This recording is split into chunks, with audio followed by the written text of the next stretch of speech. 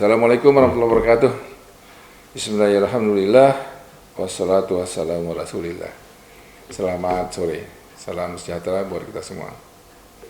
Merdeka. Para mahasiswa yang saya cintai,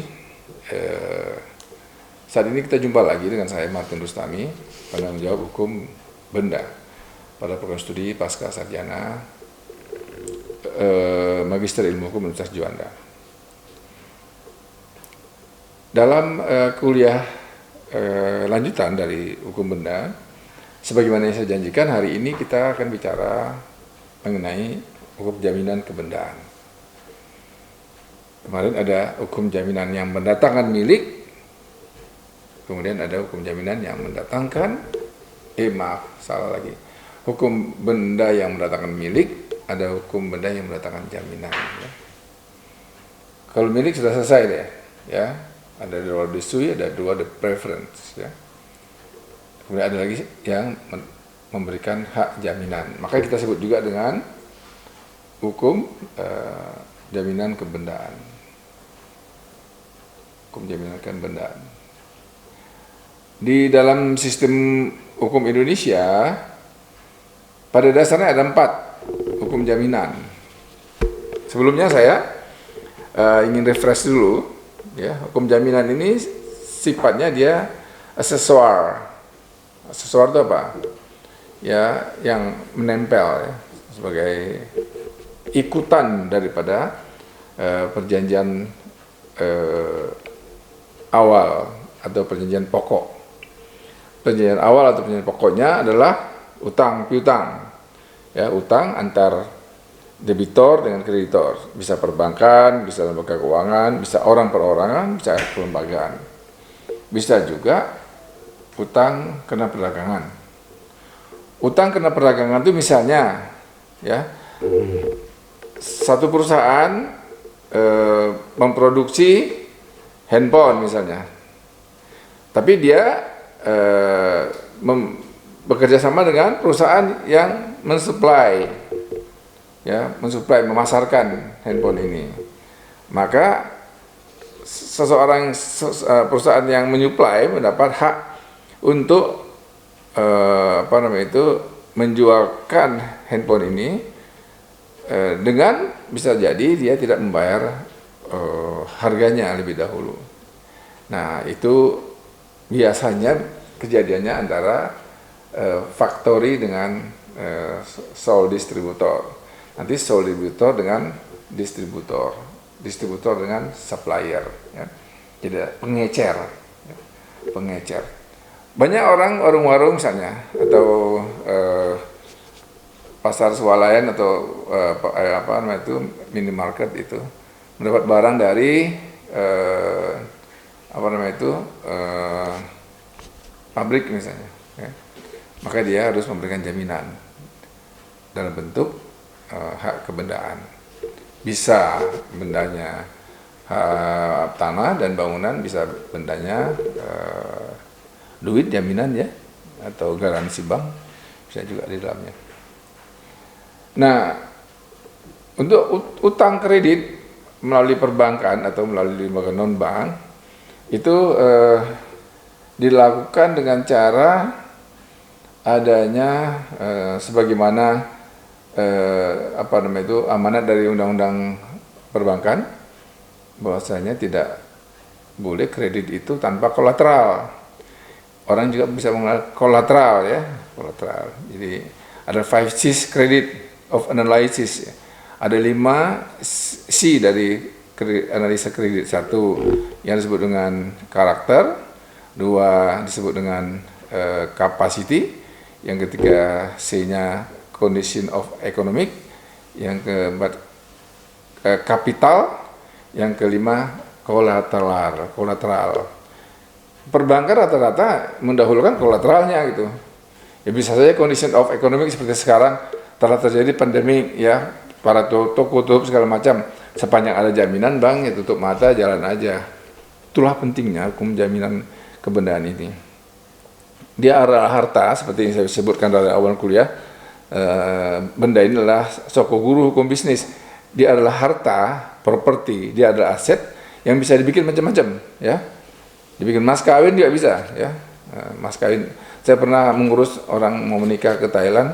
Orang Thailand minta mas kawinnya satu rumah. Belikan rumah dulu di Thailand, di Yala itu. Belikan rumah dulu untuk sebagai mas kawinnya gitu ya. Sama juga seperti cincin atau seperti alat sholat atau uang atau perhiasan. Jadi bisa macam-macam ya. Begitu pentingnya benda itu, maka dia menjadi satu final activity daripada bisnis itu, yaitu aset. Berkembangnya aset seseorang diakui sebagai perusahaan yang makin maju. Para mahasiswa sekalian, kalau kita kembali kepada hukum jaminan kebendaan, tadi pada dasarnya ada 4. Ya, ada 4 pada dasarnya, tetapi ditambah lagi oleh perbankan. Dalam praktik perbankan, karena saya adalah notaris, jadi bank tuh selalu minta tambahan. Di samping kolateral, dia minta lagi yang lain. Seolah-olah itu jaminan. Pernah satu ketika ada perbankan bertanya, mana lebih penting sesi atau fidusia? Siapa yang lebih kuat? Saya udah bilang, udahlah, kalau sudah ada fidusia, tak perlu sesi. Karena sesi itu hanya pengalihan hak atas tagihan yang dimiliki oleh debitur kalau punya kerjaan, misalnya kerjaan kontrak pemerintah atau supply barang tertentu, dia bisa menagihkan, bank bisa dapat hak tagih. Tapi di fidusia ada itu, ya, adanya kewajiban debitur menyerahkan benda yang dijaminkan ketika eksekusi, ya. Itu sesi. Banyak bank yang tetap masukkannya, banyak bank lah, bank pemerintah pada dasarnya. Kalau untuk developer itu ada tuh sesi, ya. Sepertinya sesinya itu ditambah lagi satu perintah, namanya standing instruction, ya, perintah untuk yang siap untuk mengalihkan. Yang kedua ada tambahannya, saya sengaja nambahan dulu ya, biar salah dipahami oleh corporate garanti atau personal garanti. Harga saya berapa? Nah, begitu kan? Harga saya berapa? Kadangkala ini dikaitkan dengan karakter and capacity. Jadi 2C tadi ya. Harga saya berapa? Harga saya kalau 10 miliar nggak mungkin saya mau tipu. Oleh karena itu bang, kalau 5 miliar aja sebagai personal garanti lebih berharga saya ketimbang jaminannya sendiri. Misalnya siapa orang kaya lah, di Bill Gates misalnya. Kalau kata Bill Gates, Bang Berry, ini Pak Aming mau mengembangkan Microsoft di Indonesia, saya jamin dia kalau utangnya macet, saya kasih ini letter of acceptance atau letter of guarantee dari bank saya di Amerika. Cukup ngasih Pak Aming misalnya minta kredit 10 miliar dengan jaminan Bill Gates. Karena Bill Gates kan harganya mahal gitu kan. Zuckerberg misalnya, ya, yang punya Facebook itu kan begitu harganya mahal ya. Kalau Martin Rustami saya nggak tahu berapa harganya ya, mungkin nggak terlalu mahal. Ya tergantung kepada asetnya, kapasitasnya, karakternya. Tetapi bank juga selalu melihat itu sebagai salah satu faktor dijadikan bagian hukum jaminan. Pada dasarnya nggak punya hak preference, tidak punya hak privilege ya. Yang punya hak privilege itu cuma 4 yang akan saya jelaskan. 1, yang berdasarkan KUH Perdata seperti kuliah kemarin. Dasarnya KUH Perdata. Walaupun KUH Perdata itu di zaman Belanda dulu ya, kitab zaman Belanda dulu, tapi ternyata ya bangsa kita belum mampu membuat undang-undang tentang jaminan berkaitan dengan benda bergerak. Ada sih di fidusia ya, tapi tetap aja kalau di kampung-kampung ya, yang di desa-desa atau di kecamatan-kecamatan ya, di Jawa Barat ini banyak sekali ya, pergadaian. Orang menggunakan gadai sebagai jaminan. Saya punya mahasiswa, ada 2 mahasiswa, saya minta penelitian tentang gadai ini. Problem gadai ini, kenapa? Kalau TV digadaikan ke satu tempat atau laptop digadaikan ke perusahaan pergadaian, disimpan di gudang. Lama-lama laptopnya nggak berfungsi, atau TV-nya malah rusak. Sementara utangnya nggak lunas, misalnya begitu ya. Nah, itu bagaimana caranya? Ya, oleh mahasiswa kita, kebetulan sekarang dia pengacara itu ya, ketua Peradi Kota atau Kabupaten Bogor itu Ferdian. bukan Ferdian ya, orang bukan Ferdian ya, itu ada satu orang yang kerja di Pemda itu. Dia katakan tidak direkomendasikan benda-benda pakai yang dipakai hari-hari digadaikan karena akan rusak. Motor dikasih apa namanya itu di pergadaian, bisa-bisa motornya rusak. Nah sekarang bagaimana caranya? Nah bagaimana kalau gadai menggunakan fidusia gitu? Nah itu penelitiannya dia sudah lulus ya. Bagaimana kalau dipakai fidusia? Tetap dijaminkan utangnya di pergadaian, tapi jaminannya menggunakan fidusia. Wadah lain lagi tuh ya, bukan gadai. Salah satu ciri gadai itu barang itu diserahkan kepada penerima gadai, ya. Sementara pemberi gadai melepaskan penguasaannya, dan oleh karena itu penerima gadai bisa memanfaatkannya. Ini diatur dalam pasal 1150 KUH Perdata dan seterusnya, bisa ya, dilihat oleh mahasiswa ya.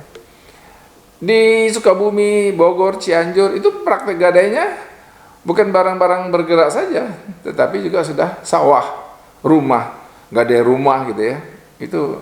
Itu praktek hukum gadai adat ya, saya pikir ya itu ya. Sebenarnya nggak berlaku di KUH Perdata itu ya. Mestinya barang-barang bergerak. Banyak ya sawah tuh digadaikan, pemegang gadainya siapa? Ini harga sawah murah nih, gadainya murah. Dan kadang-kadang gadai itu bisa dialihkan dari satu orang ke orang lain.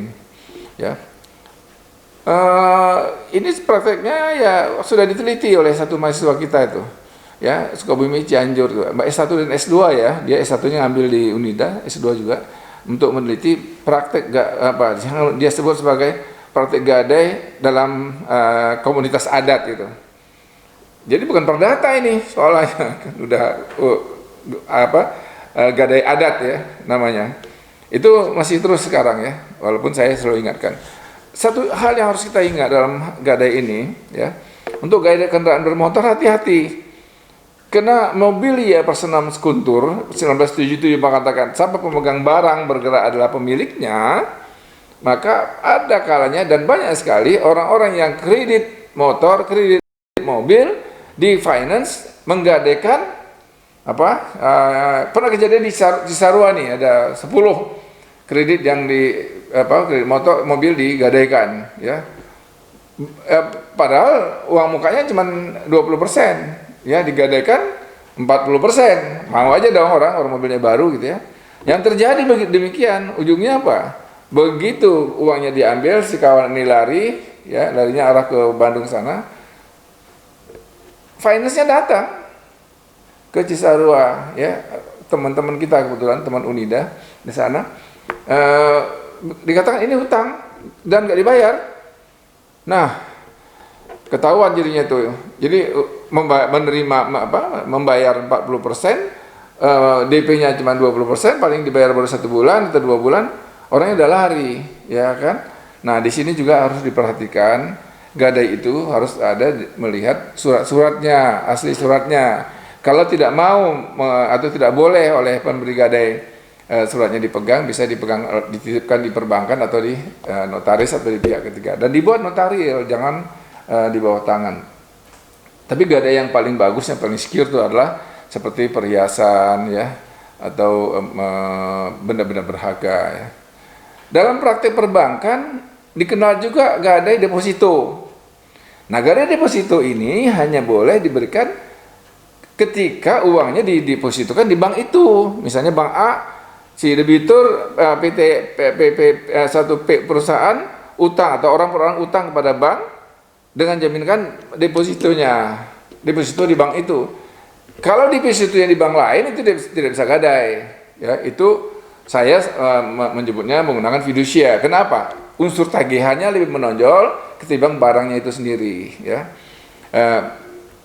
itu banyak juga dipertanyakan tentang bagaimana dengan saham. Ini ada penelitian di salah satu di Universitas Pajajaran bertanya ke saya, bagaimana saham? Saham itu digadai atau tidak? Nah, perjanjiannya tergantung perjanjiannya. Kalau saham itu sudah dicetak, kemudian diserahkan kepada penerima gadai mewakili kepentingan pemberi gadai, dan bisa menerima dividen, maka dapat dikategorikan sebagai gadai, tetapi sahamnya sudah dicetak.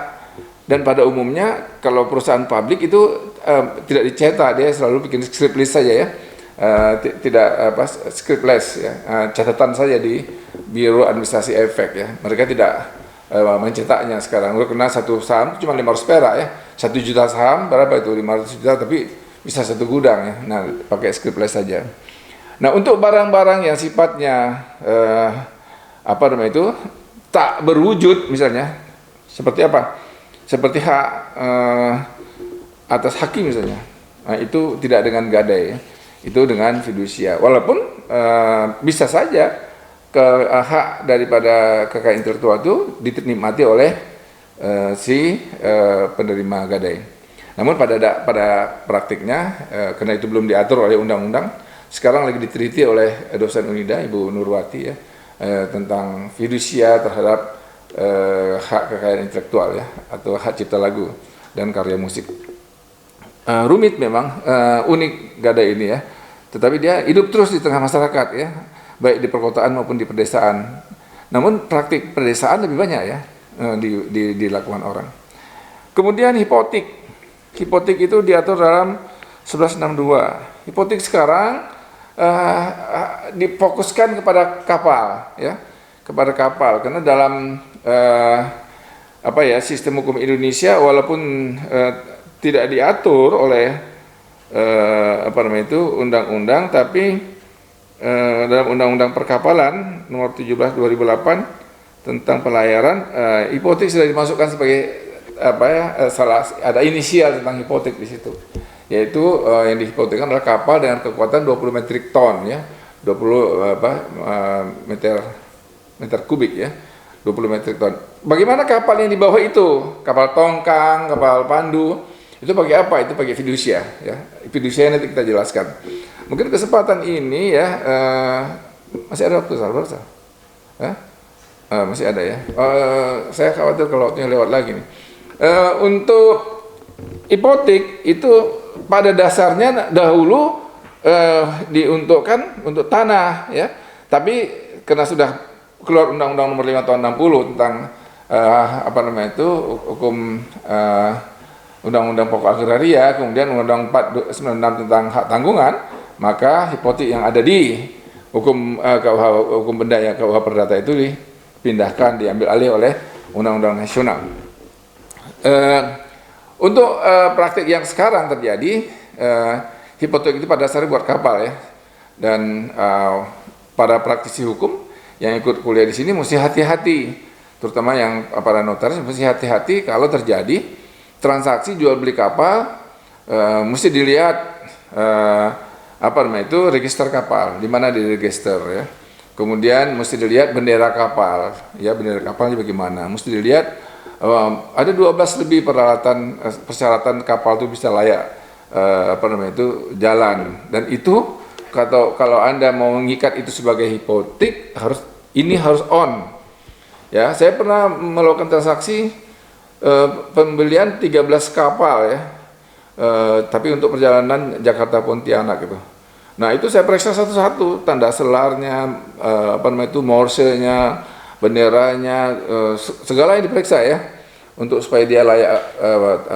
Jadi sedikit notarisnya sedikit agak lebih jeli ya, karena kalau dia dihipotekan maka dia ada hak kebenaran. Kalau tidak lengkap dokumentasinya maka lawyer dan penotarisnya yang salah, karena debitur kreditor dirugikan di sini. Hipotek kapal didaftarkan di kantor sah bandar sebagai pejabat pembuat akte kapal. Di sini tidak notaris ya, notaris baru kuasa. Kalau tadi gadai tak perlu notaris, tapi kecuali kalau gadai-gadai yang tadi ya, mobil tadi ya, itu boleh notaris ya, baguslah kalau notaris. Tapi kalau untuk kapal ini yang buat adalah pejabat pembuat akte kapal. Namun dalam perjanjian pemberian kuasa tentang hipotek kapal dibuat notaril.